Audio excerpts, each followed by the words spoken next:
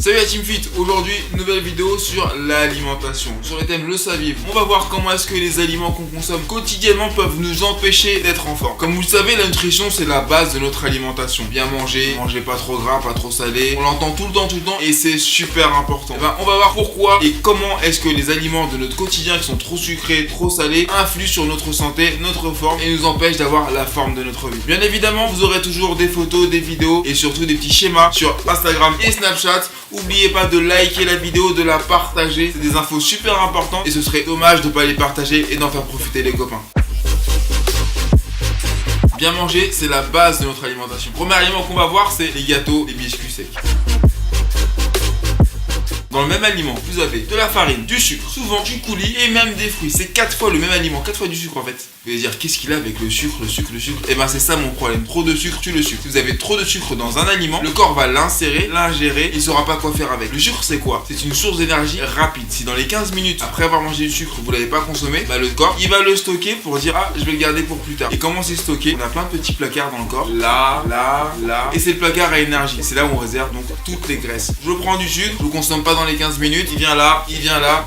C'est la réserve internationale de graisse pour le corps. C'est pour ça que quand on mange des gâteaux et qu'on fait pas de sport, on grossit, on prend du poids. Donc pour moi, les gâteaux et tous les aliments type biscuits secs sont des aliments à bannir de votre alimentation. Alors quand je dis bannir, c'est extrême, vraiment à limiter au maximum pour éviter de pas être en forme, d'être fatigué inutilement et surtout de prendre du poids et d'avoir des courbes disgracieuses. Par exemple, quand on lit les étiquettes dans le magasin, donc il n'y a rien de très sorcier, vous lisez l'étiquette, un prince de lu, et on mange jamais un prince de lu à la fois, c'est 94 calories. C'est-à-dire que vous mangez 6 princes de lu, vous allez manger un menu Big Mac. Vous avez vu le ratio? Comment est-ce que je peux remplacer ce prince de lu pour avoir quelque chose qui m'apportera moins de calories et surtout qui va apporter autre chose que du sucre? Et ben pourquoi pas prendre une banane avec un yaourt, comme ça j'ai des protéines, un peu de bonne graisse, un peu de sucre et du magnésium, ce qui sera beaucoup plus intéressant qu'un prince de lu et surtout beaucoup plus rassasiant. L'alcool.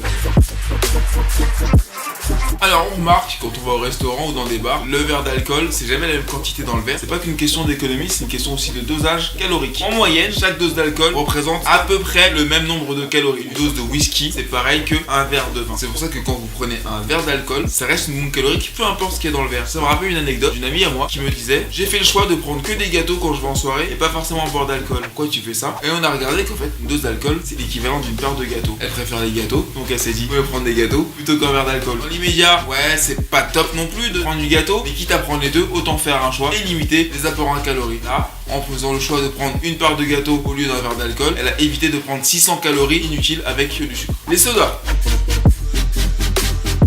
C'est vrai que j'ai un problème avec le sucre. Tout le temps, ouais, le sucre. Mais le sucre, je crois que c'est un des pires aliments qu'on puisse consommer aujourd'hui. Il faut vraiment limiter les consommations en sucre. D'ailleurs, on nous dit souvent manger moins gras, manger moins sucré. Si on considère qu'aujourd'hui, dans un verre de coca, il y a 8 sucres, ça veut dire qu'aujourd'hui, si j'ai soif et que je prends un verre de coca, c'est comme si je prenais 8 carrés de sucre et que je veux les manger comme ça. Et sérieusement, qui mangerait 8 sucres comme ça d'affilée? Personne ne ferait ça. Donc c'est vrai que ça désaltère. C'est pas mal quand il fait chaud en été. Mais il y a beaucoup mieux pour désaltérer et beaucoup moins calorique. Du coup, quand vous avez soif, privilégiez des boissons comme le thé, le café ou des boissons désaltérantes fraîches que vous faites vous-même comme des infusions, des thés frais, des jus pressés. Il y aura beaucoup moins de calories et surtout beaucoup moins de sucre et vous gérez vous-même ce que vous buvez et plus des trucs industriels avec énormément de produits chimiques à l'intérieur. Et pour finir, la charcuterie.